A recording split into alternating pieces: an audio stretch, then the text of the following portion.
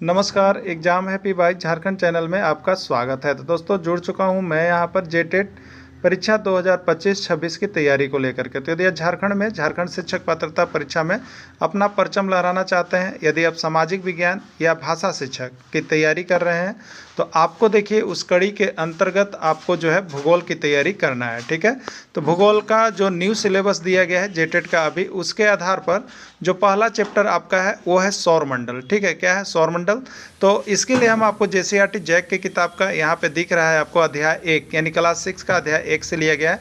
वहाँ से हमने देखिए सारे हैंड रिटेन नोट्स आपके लिए बना दिए हैं। आप यहाँ से जुड़ करके तैयारी करेंगे, क्योंकि यदि आपको जेटेट में परचम लहराना है तो आपको ओनली फॉर जेसीईआरटी जैक यानी झारखंड राज्य के अनुमोदित पाठ्यक्रम पर आधारित प्रश्न से ही प्रश्न पूछे जाएंगे। यदि आप बाहर के बहुत से बाजारू किताब से पढ़ रहे हैं तो आपके साथ कहीं ना कहीं धोखा है और आप कहीं ना कहीं वहाँ से बहुत कम नंबर ला सकते हैं। यहाँ से जुड़ करके जब आप तैयारी करते हैं जेसीईआरटी जैक के नोट से, तो ये हैंड रिटेन नोट्स हमने आपके लिए बनाया है, जो कि केवल किताब का ही प्रश्न है, यानी प्रश्न बहुत कम रहेंगे और वहाँ से आएंगे बहुत ज़्यादा। तो आप जेसीईआरटी नोट्स लेकर पढ़ना नहीं भूलेंगे। यदि आप 1 से 5 या 6 से 8 सामाजिक विज्ञान, भाषा, गणित, विज्ञान किसी भी शिक्षक की तैयारी करना चाहते हैं तो क्षेत्रीय भाषा छोड़ करके सिर्फ 500 रुपये में आप तैयारी कर सकते हैं। नहीं तो आप चाहते हैं केवल भूगोल का हमें नोट्स पीडीएफ और क्लासेज चाहिए तो 150 रुपये में ले सकते हैं। ठीक है, 150 रुपये में आपको हिस्ट्री की भी मिल जाएगी, 150 रुपये में आपको ज्योग्राफी की और 150 रुपये में आपको पॉलिटिकल की सारी नोट्स। और यहाँ पर अभी जो सिलेबस बनाया गया है वो आपका 6 to 8 के किताब से हर टॉपिक मिल रहा है। चलिए देखते हैं आगे प्रश्न हम आपके लिए यहाँ पर, यदि आप 6 to 8, ठीक है, कौन है 6 to 8 सामाजिक विज्ञान शिक्षक तैयारी या भाषा शिक्षक की तैयारी कर रहे हैं, ठीक है, तो उसमें आपको यहाँ पर जो है भूगोल पढ़ना है। भूगोल के अंतर्गत जो आपको देखिए जेटेट न्यू सिलेबस निकला है, उस न्यू सिलेबस का आपको हम यहाँ पर टॉपिक वाइज जो है पीडीएफ आपको हैंड रिटेन नोट्स जो कि जेसीईआरटी टेक्स्ट बुक जैक के किताब से आपको हम दे रहे हैं। ठीक है, अगर यह जैक के किताब में कहाँ पर है तो उसका भी वीडियो हम आपको बना करके दे दिए कि जैक के किताब में कहाँ पर मिलेगा, उसको आप देख लीजिएगा और किस क्लास में ये चैप्टर को शामिल किया गया है। ठीक है, तो टोटल 6 to 8 का जो कंप्लीट आपको यहाँ पर टॉपिक दिए गए हैं वो 6 to 8 जेसीईआरटी किताब का टॉपिक है। ठीक है, तो सभी को हम यहाँ पे दिखा देंगे। अगर किताब का भी पीडीएफ चाहिए, जिसको बहुत डिटेल्स जानकारी लेना है, तो किताब का भी पीडीएफ आपको मिल जाएगा। ठीक है, तो जो शिक्षक केवल ज्योग्राफी का नोट्स चाहते होंगे, जो शिक्षक केवल ज्योग्राफी का नोट्स लेना चाहते होंगे, वो यहाँ से 150 रुपये में ले सकते हैं। ठीक है, जो केवल ज्योग्राफी के चाहते होंगे वो 150 रुपये में यहाँ से नोट्स ले सकते हैं। और बाकी यदि सभी सब्जेक्ट की तैयारी करना चाहते होंगे तो वो यहाँ से 500 रुपये में जुड़ करके तैयारी कर सकते हैं। ठीक है, तो चलिए देखते हैं सौरमंडल पाठ को। सौरमंडल से यहाँ पे क्या क्या प्रश्न आपका हो सकता है। और देखिए एक चीज़ और बता देते हैं, सौरमंडल जो है आपका यह 6 से 8 सामाजिक विज्ञान शिक्षक और भाषा शिक्षक दोनों के लिए होगा। साथ में देखिए जो 1 to 5 के शिक्षक हैं उनके लिए यह जो है पर्यावरण अध्ययन में काम करेगा। यहाँ से कुछ प्रश्न आपका पर्यावरण अध्ययन में भी होता है। ठीक है, तो जो भी शिक्षक हो जिस प्रकार का हो यहाँ से नोट्स ले सकते हैं। चलिए देखिए आज हम लोग इसमें देखेंगे यहाँ पे थ्योरी क्लासेज को। आज क्या करेंगे, इसमें हम लोग यहाँ पे पूरे जेसीईआरटी किताब का थ्योरी को निकाल के हम आपके लिए यहाँ पे रख दिए हैं। ठीक है, थ्योरी सेशन को आज देखेंगे और इसका नेक्स्ट डे हम लोग इसी सौरमंडल का वस्तुनिष्ठ प्रश्न भी देखेंगे। ठीक है, क्या करेंगे, वस्तुनिष्ठ प्रश्न को बनाएंगे। आप थ्योरी की क्लास अच्छे से कर लेंगे, उसके बाद जो नेक्स्ट डे आपका एमसीक्यू प्रश्न आएगा उसको भी आप बनाएंगे और देखेंगे कितना सही कर पाते हैं। वहाँ से किसी भी टॉपिक जो सौरमंडल होगा वहाँ से अगर कितना भी प्रश्न आता है तो आपको छूट के जाने वाला नहीं है, इस कदर आपको हमने कर दिया है कंप्लीट। ठीक है, चलिए देखिए सौरमंडल में क्या है। यह पूर्ण चंद्र को 1 महीने में एक बार देखा जा सकता है या पूर्ण चंद्र वाली रात को पूर्णिमा कहते हैं। देखिए प्रश्न यही होता है कि वैसी रातें जिसमें चंद्रमा पूरा दिखता है, पूरा। ठीक है, तो ये पूरा दिखता है इसलिए इसको हम लोग कहते हैं पूर्ण चंद्र वाली रात, और इसी को कहते हैं पूर्ण चंद्र वाली रात को हम लोग पूर्णिमा कहते हैं। ठीक है, तो यहाँ पर 15 दिन पर देखिए पक्ष बदलता रहता है, एक अमावस्या होता है और एक पूर्णिमा होता है। तो पूर्णिमा में पूर्ण चांद होता है और अमावस्या में अर्ध चांद्र होता है। अर्ध चांद्र होता है ये किसमें, अमावस्या में। अर्ध चांद्र मतलब अमावस्या। तो देखिए अर्ध आ रहा है ना, अर्ध चांद, तो अर्ध आ रहा है तो अ से अमावस्या याद रखिएगा और पूर्ण चंद्र आ रहा है तो पू से पूर्णिमा याद रखिएगा। ठीक है, प्रश्न आया हुआ रहता है कि पूर्ण चंद्र वाली रात को क्या कहते हैं, पूर्णिमा कहते हैं, और अर्धचंद्र वाली रात को क्या कहते हैं, अमावस्या कहते हैं। क्लियर। चलिए अगला देखिएगा, ज्योग्राफी शब्द जो है आपका ग्रीक भाषा से लिया गया है। ये प्रश्न एक बार आया हुआ है कि ज्योग्राफी शब्द किस भाषा से लिया गया है, तो ग्रीक भाषा से लिया गया है, जिसका अर्थ है पृथ्वी का विवरण।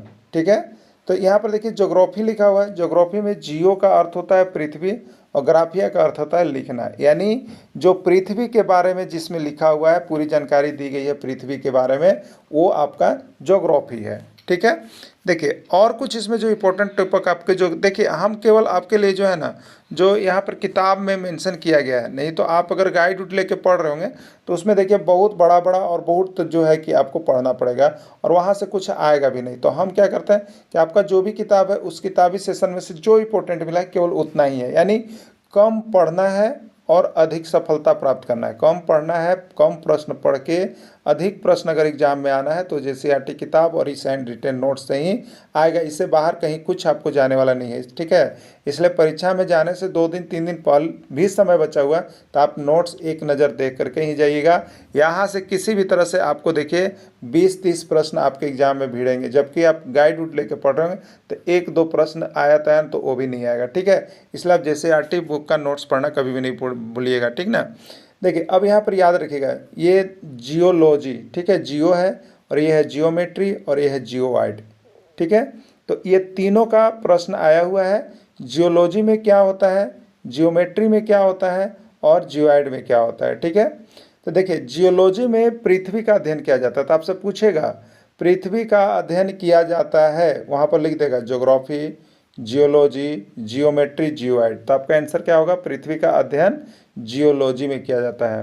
पृथ्वी का मापन किस यंत्र से किया जाता है, पृथ्वी का मापन किस यंत्र से किया जाता है, तो जियोमेट्री। क्या होगा उसका आंसर, जियोमेट्री से किया जाता है।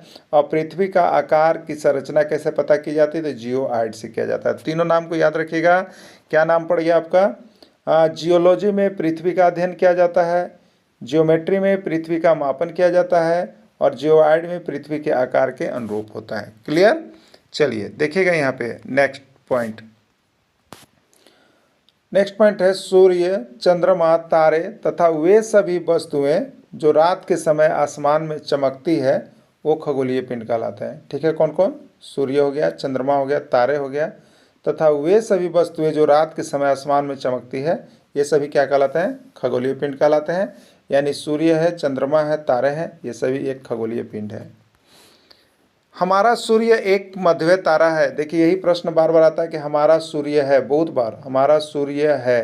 ठीक है, दे देगा नक्षत्र है, मंडल है, खगोलीय पिंड है, तारा है। ठीक है, तो हमारा सूर्य जो होता है एक मध्य आकार का तारा होता है, मध्य तारा होता है, बहुत बार प्रश्न पूछे गए हैं। नक्षत्र मंडल क्या है, तो रात्रि के समय आसमान में तारों के विभिन्न समूहों द्वारा बनाई गई विविध आकृतियां दिखलाई पड़ती है, नक्षत्र मंडल कहलाते हैं। ठीक है, तो रात्रि के समय जब आप आसमान में देखेंगे तो तारों के द्वारा देखिएगा एक समूह बना होता है, कहीं इतना तारे रहेंगे, कभी यहाँ तारे रहेंगे, कभी देखिएगा तो तिरछे तिरछे तारे का एक समूह होता है आसमान में, और इसी आकृतियाँ जो दिखलाई पड़ती है उसी को नक्षत्र मंडल के नाम से जाना जाता है। अगला पॉइंट है सप्तऋषि। सप्तऋषि किसे कहते हैं, तो आकाश में 7 तारों के समूह को सप्तऋषि कहा जाता है। बहुत बार प्रश्न पूछा गया है, जैसे आकाश में अगर 7 तारे होंगे, कितने तारे होंगे, 7 तारे होंगे, तो उसको हम लोग क्या कहेंगे, सप्तऋषि कहेंगे। क्या कहेंगे, सप्तऋषि, यानी 7 तारों के समूह को क्या कहा जाता है, सप्तऋषि कहा जाता है। नेक्स्ट है ध्रुव तारा। नेक्स्ट क्या है, ध्रुव तारा। रात्रि में उत्तर दिशा की ओर दिखाई देने वाले तारे को ध्रुव तारा कहा जाता है। देखिए रात्रि में उत्तर दिशा की ओर जो तारे दिखाई देते हैं उसको ध्रुव तारा कहा जाता है। ध्रुव तारा भी बहुत इंपॉर्टेंट प्रश्न है, ये आपके वस्तुनिष्ठ प्रश्न में आए हुए प्रश्न है जो कि यूपी एमपी सब जगह पूछा गया है। ठीक है, तो ध्रुव तारा क्या होता है, तो ध्रुव तारे रात्रि में उत्तर दिशा की ओर देखे जाते हैं। तो प्रश्न यही होता है कि उत्तर दिशा में दिखे जाने वाले तारे कौन है, तो वो ध्रुव तारा है। ठीक है, चलिए ग्रह से संबंधित देखते हैं। कुछ खगोलीय पिंड में अपना ऊष्मा एवं प्रकाश नहीं होता है और वे तारों के प्रकाश से प्रकाशित होते हैं और चारों ओर परिक्रमा करते हैं, ग्रह कहलाते हैं। यानी ग्रह में क्या होता है, अपना ऊष्मा और प्रकाश नहीं होता है, वे दूसरों के ऊष्मा प्रकाश से प्रकाशित होते हैं और वे चारों ओर परिक्रमा करते हैं, वो ग्रह हैं। ठीक है, तो जिसमें अपना ऊष्मा और प्रकाश नहीं होता है वे ग्रह कहलाते हैं। ठीक है, अगला है सूर्य से संबंधित हम लोग देखेंगे। सूर्य क्या होता है, सूर्य से मुख्य पॉइंट जो पूछे गए हैं, सूर्य सौर परिवार का मुखिया होता है। तो सौर परिवार का मुखिया कौन होता है, सूर्य होता है। सौरमंडल का सबसे बड़ा सदस्य होता है, तो सौरमंडल में सबसे बड़ा सदस्य सूर्य है और जो सबसे बड़ा सदस्य है वही मुखिया होता है। ठीक है, तो याद रखिएगा कि सूर्य जो है सौर परिवार का मुखिया है, मतलब यह सबसे बड़ा सदस्य है। ठीक है, सूर्य ऊर्जा का सबसे बड़ा शक्तिशाली भंडार है। सूर्य जो है ये ऊर्जा का क्या है, सबसे बड़ा शक्तिशाली भंडार है। सूर्य के बिना जीवन की कल्पना नहीं की जा सकती, इसलिए सूर्य से हम लोगों को सबसे अधिक ऊर्जा प्राप्ति होती है।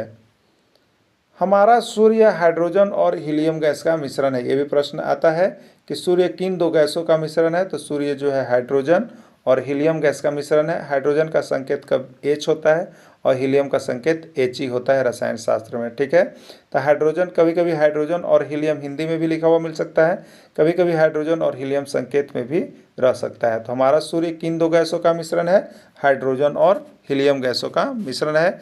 बहुत ही MBBI प्रश्न है आपका ये। ठीक है, देखिए एक बात और आपको हम बता देते हैं, यहाँ पे आपको जो भी हमने PDF बनाया है वो JCERT टेक्स्ट बुक का बनाया है और ये कहाँ पर है, तो आप JCERT का क्लास 6, ठीक है, सामाजिक विज्ञान क्लास 6, ठीक है, हमारी पृथ्वी किताब है, उसको लीजिएगा, यानी भूगोल का किताब। तो उसमें जो है चैप्टर 1 आपका सौरमंडल है, चैप्टर 1 जो है आपका सौरमंडल है, वहाँ से आप देख सकते हैं।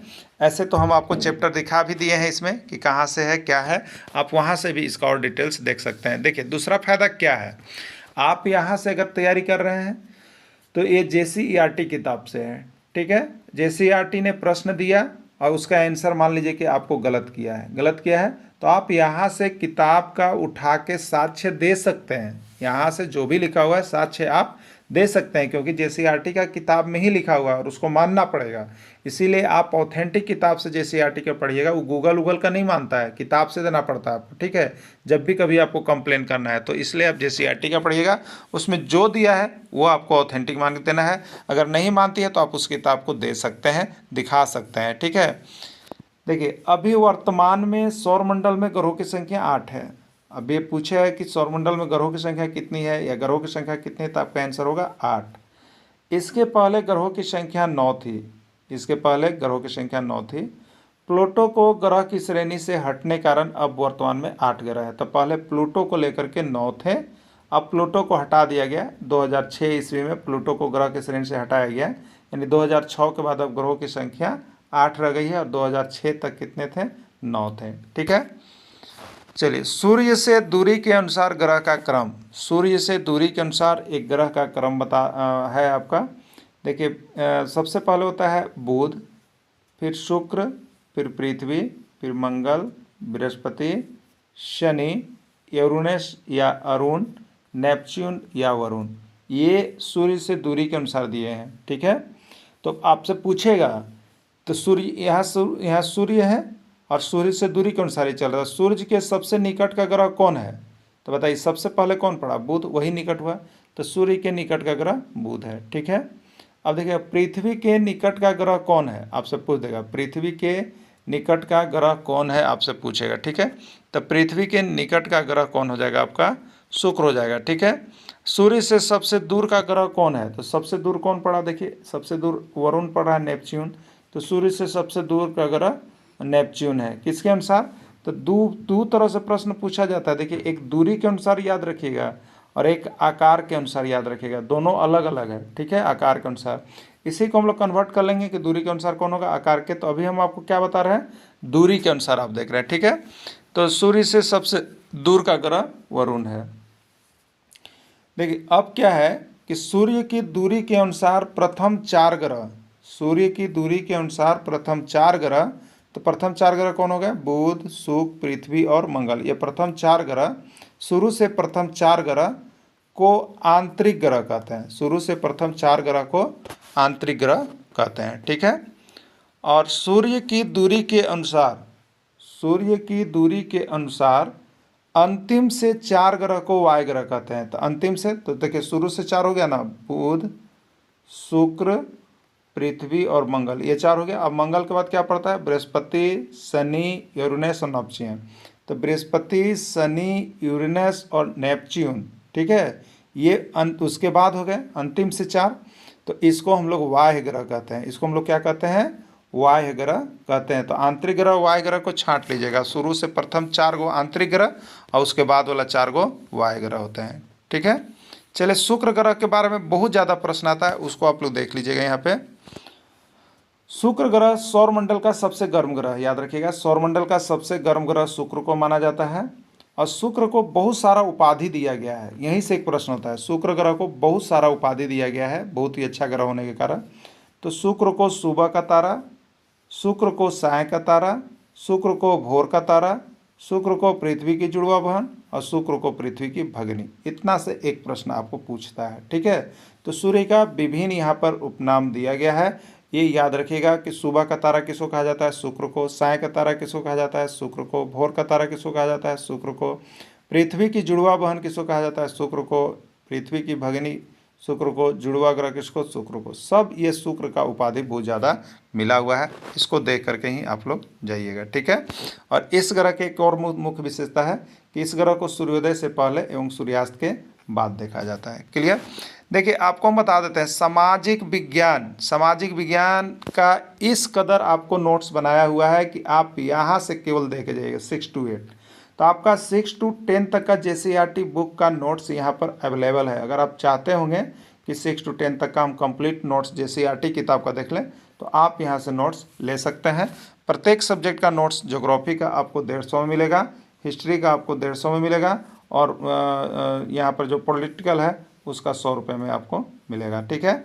तो हिस्ट्री, ज्योग्राफी, पॉलिटिकल तीनों आप अलग अलग भी यहाँ से परचेज करके पढ़ सकते हैं, केवल JCERT टेक्स्ट बुक से। अगर 2 प्रश्न उसमें से निकलता है तो 2 ही प्रश्न आपको दिया गया है। प्रश्न बहुत कम है। इसके पहले आकलन में बहुत ज़्यादा प्रश्न वहाँ से भिड़ा है। जो जैक ने एग्जाम लिया है, एक चैप्टर से 2 प्रश्न, या अभी सहायक आचार्य में भी जो है यहाँ से बहुत ज़्यादा प्रश्न आपको JCERT किताब से आया हुआ था, जिसको हमने दिया था, बहुत लोगों का सिलेक्शन हुआ। तो आप यहाँ से जुड़ करके ले सकते हैं और पढ़ सकते हैं। इसलिए नोट्स की कमी नहीं है, JCERT टेक्स्ट बुक का कमी नहीं है। झारखंड राज्य के अनुमोदित पाठ्यक्रम पर सब प्रश्न आपको हाथ से लेके हम बनाए हुए हैं। और बाकी अभी जो JTET की परीक्षा होगी उसके लिए जो जो टॉपिक दिया गया है वो भी आपको यहाँ पर किताब और साथ में आपको हैंड रिटन नोट्स भी मिलेगा, ठीक है। तो सामाजिक विज्ञान के लिए आप एकदम तैयारी में रहिए। आपको सब कुछ यहाँ से भिड़ने वाला है, आप यहाँ से लेकर के तैयारी कर लीजिएगा, ठीक है। चलिए, मंगल ग्रह को लाल ग्रह के नाम से जाना जाता है, बहुत बार प्रश्न पूछा गया है, ठीक है। देखिए, एक और चीज़ आपको बता देते हैं, यहाँ पे जो होता है कि बृहस्पति ग्रह के सबसे अधिक उपग्रह हैं। देखिए, यहाँ पे बहुत ज़्यादा कन्फ्यूजन है आपको, ठीक है। तो यहाँ पे कन्फ्यूजन होने के कारण किसी में बृहस्पति ग्रह को सबसे अधिक उपग्रह बताता है और किसी में शनि ग्रह के सबसे अधिक उपग्रह बताया जा रहा है, ठीक है। लेकिन हमने यहाँ पे क्या किया है आपके लिए कि हमने किताब में जो दिया, JCERT किताब में जो मिला, हम उसको यहाँ पे बना दिए हैं, ठीक है। लेकिन अगर गूगल में आप सर्च कीजिएगा तो सबसे ज़्यादा आपको शनि मिल रहा है, ठीक। तो हम उसको नहीं मान करके हमने यहाँ पे किताब में आप देख लीजिएगा जा करके, वहाँ पे स्पष्ट लिखा हुआ है कि बृहस्पति ग्रह के उपग्रहों की संख्या सबसे अधिक है, ठीक है। इसलिए हमने बृहस्पति को किया है। अगर आपको मन लगता है कि हम शनि ही करें तो आप देख लीजिएगा, लेकिन यहाँ पे किताब में बृहस्पति दिया गया है, ठीक है। अगर आ भी जाता है प्रश्न तो आप कंप्लेन कर सकते हैं, ठीक। इसीलिए हमने आपको यहाँ पर नोट्स करवा दिया कि इस तरह का बात है, ठीक। और यहाँ पे सबसे अधिक उपग्रह है, सौरमंडल का सबसे सुंदर और चमकीला ग्रह भी माना जाता है, ठीक है। बृहस्पति को सौरमंडल का सबसे बड़ा और चमकीला ग्रह भी माना जाता है। इसका सबसे बड़ा उपग्रह टाइटन है, ठीक है। सबसे बड़ा उपग्रह टाइटन है। यूरेनस ग्रह की खोज किसने की थी, विलियम हर्शल ने किया था। प्रश्न आया था, इसलिए हमने इसको एक पॉइंट में बना दिया है। चलिए, अब है पृथ्वी से जो प्रश्न पूछा जाता है। अभी हम लोग सूर्य देख रहे थे, पृथ्वी से जो प्रश्न पूछा जाता है, ठीक है। आकार की दृष्टि से यह 5वां सबसे बड़ा ग्रह है, आकार की दृष्टि से, ठीक है।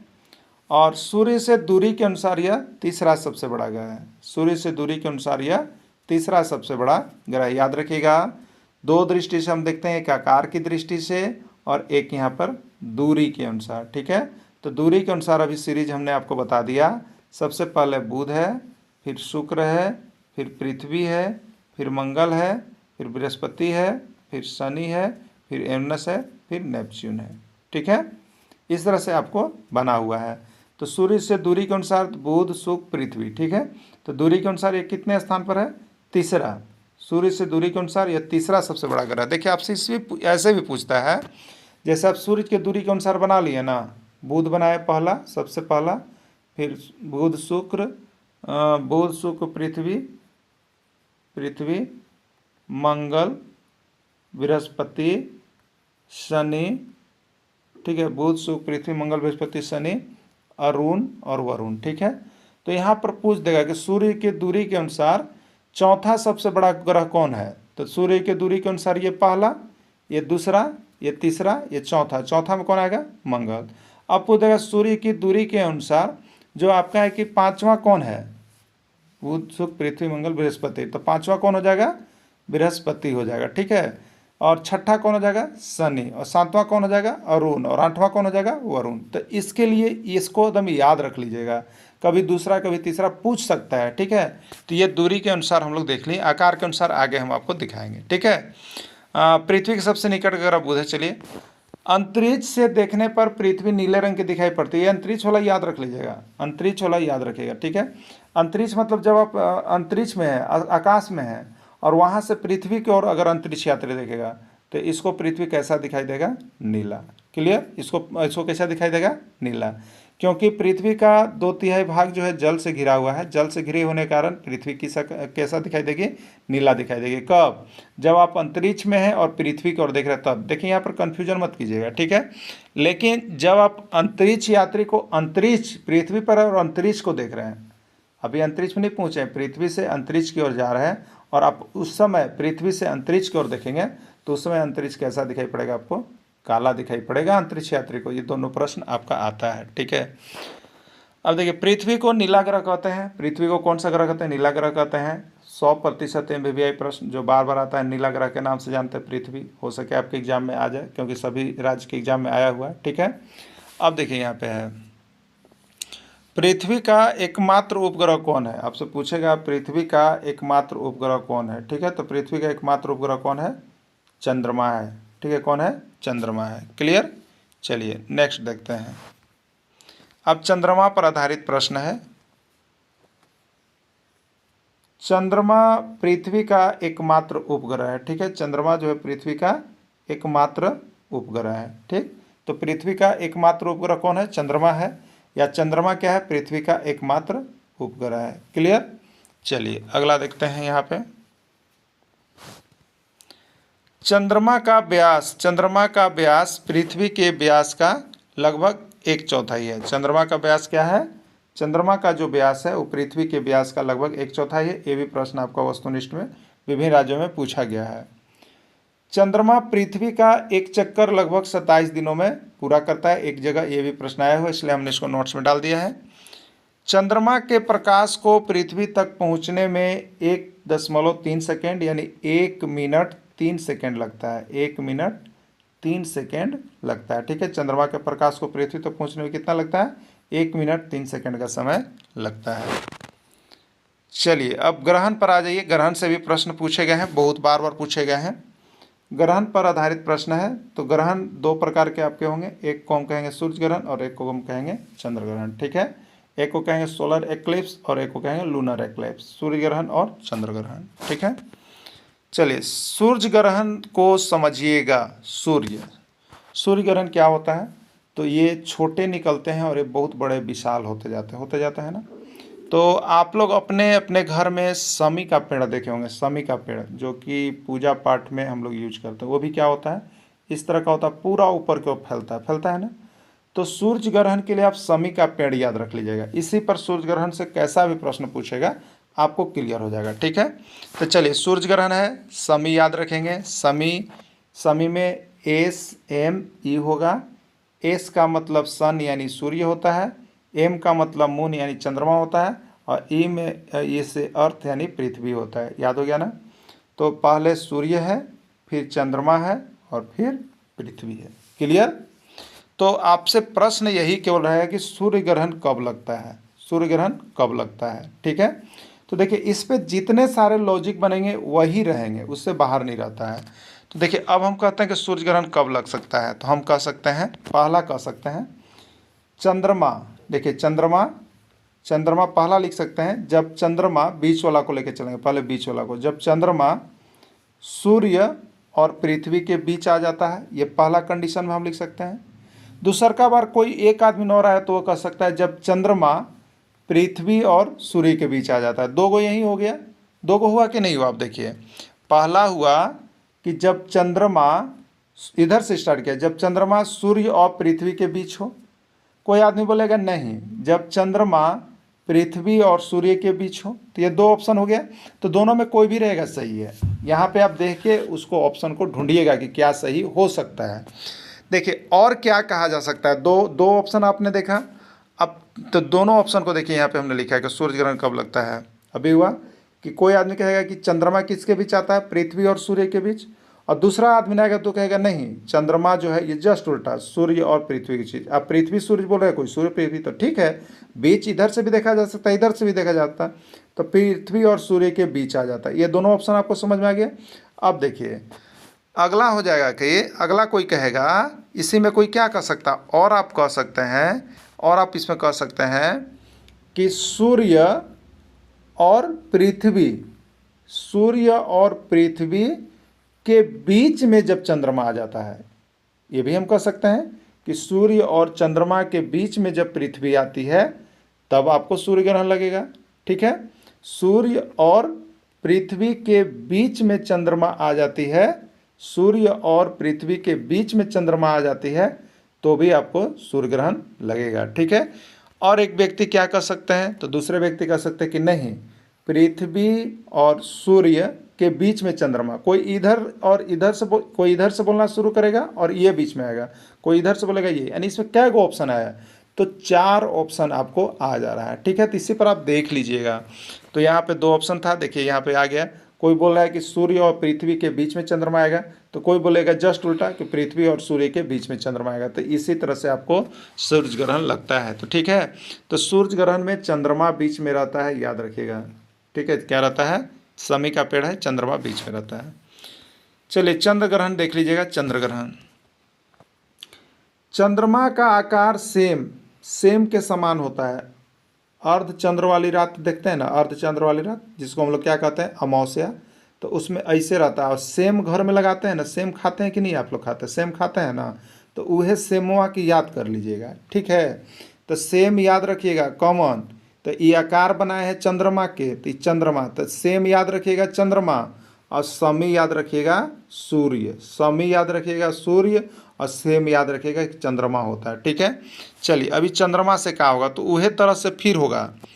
अभी सेम लिख दिए, तो SEM, एस से सन मतलब सूरज, ई से अर्थ मतलब पृथ्वी, एम से मून मतलब चंद्रमा। ठीक है, तो चंद्र ग्रहण कब लगता है कोई पूछेगा, तो फिर उसी तरह से ऑप्शन हो गया। कब हो गया, एक बोलेगा ना जब पृथ्वी सूर्य और चंद्रमा के बीच आ जाए, तो दूसरा एक आदमी ने आएगा, आपका दोस्त बोलेगा तो नहीं, जब पृथ्वी चंद्रमा और सूर्य के बीच आ जाए। 2 ऑप्शन हो गया। एक तीसरा आदमी आएगा तो बोलेगा नहीं, सूर्य और चंद्रमा के बीच में जब पृथ्वी आ जाए। 3 ऑप्शन हो गया। और चौथा आदमी आएगा बोलेगा नहीं, चंद्रमा और सूर्य के बीच में पृथ्वी आ जाए। सब चीज़ वही हो रहा है, सिर्फ बदल दे रहा है लोग बोलने का तरीका। तो किसी भी तरह से कोई ऑप्शन हो सकता है। तो चारों में से आप दिमाग बिठा लीजिएगा कि कैसे ऑप्शन हमको देखना है, इसीलिए हमने इसको बता दिया। ठीक है, तो चंद्र ग्रहण कब लगता है, तब जब पृथ्वी सूर्य और चंद्रमा के बीच आ जाता है, या पृथ्वी चंद्रमा और सूर्य के बीच आ जाता है। देखिए पृथ्वी चंद्रमा और सूर्य के बीच आ जाता है, बदल दिए हम वहाँ से। अगला होगा कि जब सूर्य और चंद्रमा के बीच पृथ्वी आ जाता है, सूर्य और चंद्रमा के बीच पृथ्वी आ जाता है, तो कोई बोलेगा चंद्रमा और सूर्य के बीच पृथ्वी आ जाता है। ठीक है, तो ये सूर्य ग्रहण चंद्र ग्रहण हमको लगता है कि आपको कंप्लीट हो गया होगा। नहीं होगा तब कॉल करके पूछ लीजिएगा। देखिए बहुत सारी सुविधाएं हैं और बहुत सारे नोट्स हम आपके लिए बना रहे हैं, जिससे कि आप जेटेट परीक्षा में नहीं चूके, क्योंकि फिर से जेटेट परीक्षा होने में बहुत विलम्ब होती है और बहुत लोगों की नौकरी नहीं हो पाएगी। इसलिए जेटेट परीक्षा में जी जान लगा दीजिए। और आप देखिए, आपके तो हम यहाँ पे सिर्फ एक अनुदान राशि, बहुत ही कम फीस, सिर्फ 500 रुपये में घर बैठे हम आपको जेटेट परीक्षा की तैयारी करवा रहे हैं। ठीक है, घर बैठे 500 रुपया कोई बहुत बड़ी राशि नहीं होती है। ठीक है, तो आप 500 रुपये केवल जुड़ करके आप यहाँ से जेटेट 100% निकाल लीजिएगा। उसमें केवल क्षेत्रीय भाषा नहीं रहेगा, क्षेत्रीय भाषा छोड़ के सभी रहेंगे। और यहाँ से आपको किसी भी तरह का स्कोर होगा ही होगा, दम गांठ बांध लीजिएगा। यहाँ से बहुत लोगों का रिजल्ट हो रहा है। ठीक है, तो डेली आपको हम यहाँ पे नोट्स देते हैं। जेसीईआरटी किताब का, जैक की किताब का हाथ से लिखा हुआ, तो आप 500 रुपये में घर बैठे जेटेट परीक्षा की तैयारी कर लीजिए। क्षुद्र ग्रह, मंगल और बृहस्पति ग्रह की कक्षाओं के बीच में पाए जाने वाले ग्रह को क्षुद्र ग्रह कहते हैं। मंगल और बृहस्पति ग्रह की कक्षा के बीच में पाए जाने वाले ग्रह को हम लोग क्या कहते हैं? क्षुद्र ग्रह कहते हैं। उल्कापिंड क्या है? तो कभी कभी आप देखिए आसमान की ओर देखे होंगे तो आप नजर डाले होंगे, बहुत तीव्र वेग से कोई तारा छोटा होता है और इतना स्पीड से चलता है और धरती पर आके मिल जाता है और खाक हो जाता है, ऊपर ही धरती पर आके पहले ही जल के खत्म हो जाता है। तो ये तारा जो अचानक वेग से गिरता रहता है, ये उल्का होता है और इसी को हम लोग, गिरता है जमीन पर, आकाशीय पिंड होता है, इसी को हम लोग उल्का पिंड कहते हैं। प्लूटो ग्रह के बारे में कुछ हम लोग जान लेते हैं, यहाँ से भी प्रश्न है। देखिए, प्लूटो ग्रह जो था नवा ग्रह था। ठीक है, प्लूटो ग्रह सौरमंडल में पहले ग्रहों की संख्या 9 थी, लेकिन अब वर्तमान में ग्रहों की संख्या को 8 किया गया है। प्लूटो को नवा ग्रह के रूप में जाना जाता था, परंतु अंतर्राष्ट्रीय खगोलीय संगठन ने अपनी बैठक अगस्त 2006 में यह निर्णय लिया कि इसका आकार अत्यंत छोटा है प्लूटो का, जिसको ग्रह की श्रेणी में नहीं रखा जा सकता है। इसलिए प्लूटो को अब बौना ग्रह कहा जाता है और 2006 के बाद ग्रहों की संख्या 8 रह गई है। ठीक है, क्लियर हो गया। 2006 तक 9 थे, 2006 के बाद 8 रह गए हैं, 2006 में हटा दिया गया। अब प्लूटो को बौना ग्रह के नाम से जाना जाता है। नेक्स्ट है, बुध और शुक्र ग्रह का कोई उपग्रह नहीं है, इसके उपग्रहों की संख्या 0 है। बहुत ही इंपॉर्टेंट ये नोट है, आपसे पूछता है किस ग्रह के उपग्रह नहीं है, तो याद रखिएगा बुध और शुक्र का कुछ नहीं है। फिर पूछ देता है इसी को, किस ग्रह के उपग्रहों की संख्या 0 है, तो इसके उपग्रहों की संख्या 0 है, यानी बुध और शुक्र उसमें रहेगा, या बुध शुक्र दोनों दे सकता है। तो देख लीजिएगा, बुधसुसर, हम लोग इसे याद रखते हैं, बुधसुसर। क्या याद रखते हैं? बुधसुसर, यानी बुध और शुक्र का कोई उपग्रह नहीं है, 0 है। ठीक है, चंद्रमा पृथ्वी का एकमात्र उपग्रह है, यानी पृथ्वी के उपग्रहों की संख्या 1 है। पृथ्वी के उपग्रहों की संख्या कितनी है? 1 है, और वो कौन है? चंद्रमा। ये भी प्रश्न आया हुआ है। सौरमंडल का सबसे बड़ा उपग्रह गैनीमेड है, और ये किसका? बृहस्पति ग्रह का है, और सबसे बड़ा उपग्रह गैनीमेड है। पृथ्वी का पहला मानव निर्मित कृत्रिम उपग्रह स्पुतनिक 1 था। पहला कृत्रिम उपग्रह जो मानव द्वारा बनाया गया था वो स्पुतनिक 1 था। पृथ्वी ही एकमात्र ऐसा ग्रह है जिस पर जीवन पाया जाता है। किस पर जीवन की कल्पना की जा सकती है? तो पृथ्वी पर की जा सकती है। प्रश्न पूछे गए हैं। बृहस्पति ग्रह को ग्रहों का राजा कहा जाता है। आप लोग सुने होंगे कि जिसके कुंडली में बृहस्पति आके विराजमान हो जाते हैं, वो समझिए राजा बन जाता है। तो आप बृहस्पति का इंतजार करना पड़ता है। जिनके जिनके बृहस्पति आ जाते हैं उनके उनके जो है कि जल्द से जल्द सभी काम अच्छे अच्छे होने लगते हैं, और जब तक बृहस्पति नहीं बैठते हैं तब तक क्या होता है कि बहुत सा काम आपका पेंडिंग रहता है। इसलिए जब भी बृहस्पति ग्रह बैठेंगे आप राजा हो जाइएगा, नौकरी हो जाता है। ठीक है, शनि ग्रह अपनी वलयों के लिए प्रसिद्ध है। शनि ग्रह की गोलाकार वलय होती है, आकृति होती है, इसलिए अपने रिंग के लिए यह प्रसिद्ध होता है। यूरेनस, जिसको अरुण के नाम से जानते हैं, यह हरा ग्रह के नाम से जाना जाता है। शुक्र ग्रह को गुलाबी ग्रह और बृहस्पति ग्रह को पीला ग्रह याद रखेगा, और पृथ्वी को नीला ग्रह न, और मंगल को लाल ग्रह। ठीक है, तो लाल मंगल, बृहस्पति पीला, शुक्र गुलाबी, यूरेनस हरा। चलिए थोड़ा सा यहाँ पे हम लोग इसको चर्चा कर लेंगे, क्योंकि ये बहुत ही इंपॉर्टेंट चीज़ है, आपको समझने वाली चीज़ है। देखिए, सूर्य से दूरी के अनुसार ग्रहों का क्रम। यहाँ पे मान लीजिए कि ये सूर्य भगवान है। ठीक है, सूर्य भगवान है इस तरह से। तो सूर्य के दूरी के अनुसार पहले है बुध, शुक्र, पृथ्वी, फिर मंगल, फिर बृहस्पति, फिर देखिएगा इधर ही से हमने कर दिया है शनि, यूरेनस और नेपच्यून, इस तरह से। तो ये पहला हुआ, ये दूसरा हुआ, ये तीसरा हुआ, ये चौथा हुआ, ये पाँचवा हो गया, ये छठा, ये सातवां और आठवां। 8 हो गया। सूर्य की दूरी के अनुसार हम इधर से चल रहे हैं और इधर लास्ट किए हैं। ठीक है, तो पूछेगा यहाँ पे क्या पूछेगा कि सूर्य के सबसे निकट का ग्रह कौन है, बताइए कौन है। तो ये सूर्य है सबसे निकट, तो बुध पड़ रहा है, तो सूर्य के सबसे निकट का ग्रह बुध है। पूछेगा सूर्य से सबसे दूर का ग्रह कौन है, तो ऐसे हम मारते सबसे दूर कौन पड़ा, नेपच्यून, वरुण, तो सूर्य से सबसे दूर का ग्रह वरुण है। पूछेगा सूर्य से दूरी के अनुसार सातवां ग्रह कौन है, तो सातवां कौन आ रहा है बताइए, यूरेनस अरुण आ रहा है। सूर्य से दूरी के अनुसार पांचवां ग्रह कौन है, तो पांचवा कौन आ रहा है, देखिए 1 2 3 4 5, बृहस्पति है।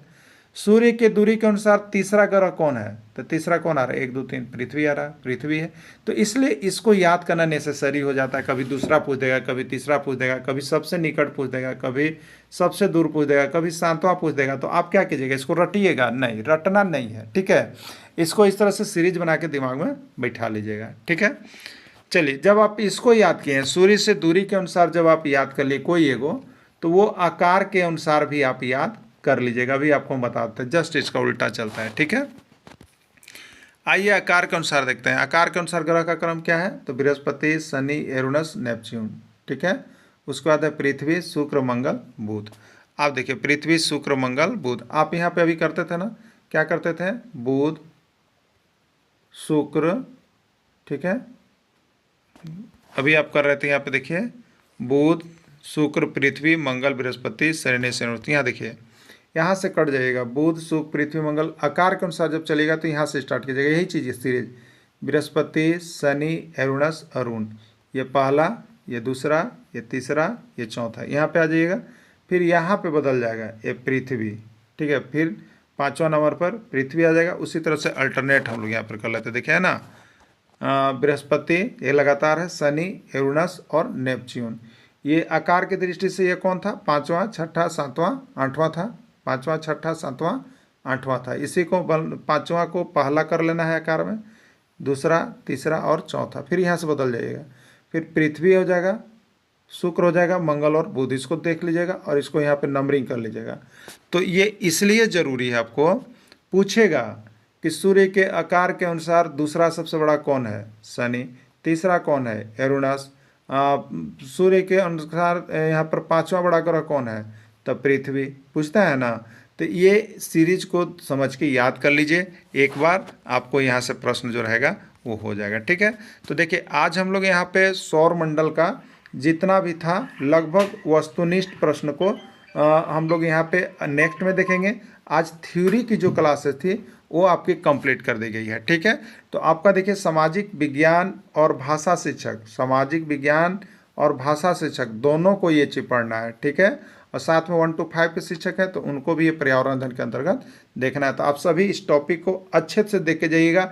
यहाँ से लगभग आपको 2 प्रश्न रहेगा, हार्डली 3 प्रश्न भी यहाँ से रहता है, एकदम दिमाग बिठा लीजिएगा। सौर मंडल से 2 या 3 प्रश्न रहेंगे, अगर नहीं भी रहा तो 1 प्रश्न को कोई काट के नहीं जा सकता है और यहाँ से आपको रहेगा ही। तो सौर मंडल को अच्छा तरह से आप देखेंगे, चाहे आप सामाजिक विज्ञान शिक्षक की तैयारी कर रहे हैं, चाहे आप भाषा शिक्षक तैयारी कर रहे हैं। और जो शिक्षक यहाँ से JCERT के हैंड रिटन नोट्स पढ़ना चाहते हैं भूगोल का 1/4, तो 150 रुपये में ले सकते हैं। आपको जो है यहाँ पे न्यू टॉपिक के अनुसार अभी EVS का नोट्स कंप्लीट हो गया है। जो EVS का नोट्स लेना चाहते हैं उसके 5 टॉपिक को कंप्लीट कर दिया गया है। 150 रुपये में आप यहाँ से EVS का नोट्स, वीडियो, सारा चीज कलेक्शन और क्वेश्चन बैंक आप ले सकते हैं, ठीक है। वीडियो के अंत तक जुड़े रहें, धन्यवाद।